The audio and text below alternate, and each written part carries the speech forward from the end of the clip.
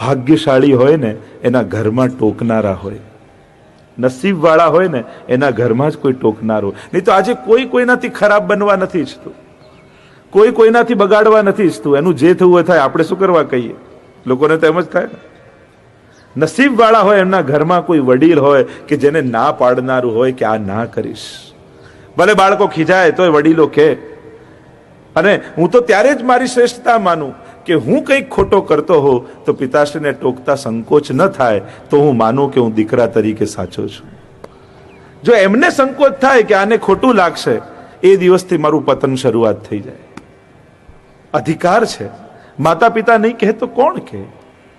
તો સમાજને આજે આ ચિંતનોની જરૂર છે, આ વિચારોની આવશ્યકતા છે.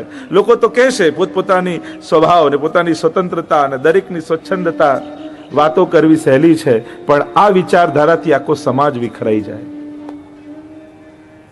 સંગઠન નહીં રહે, સંયોજન નહીં રહે.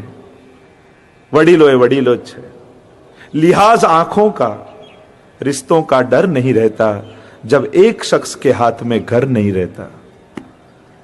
એક જણાના હાથમાં જ્યારે પેલું પરિવાર છૂટી જાય ને ત્યારે પેલો દોરો નીકળી જાય ને મોતીઓ જેમ વિખરાઈ જતા હોય એમ થાય. ઘણીવાર ઘરમાં વડીલ હોય તો બધું સંકળાયેલું, વડીલ ગયા પછી બધું છૂટું થઈ જાય. એટલે વડીલોની આજ ભાગ્યશાળી હોય એના ઘરમાં વડીલો હોય.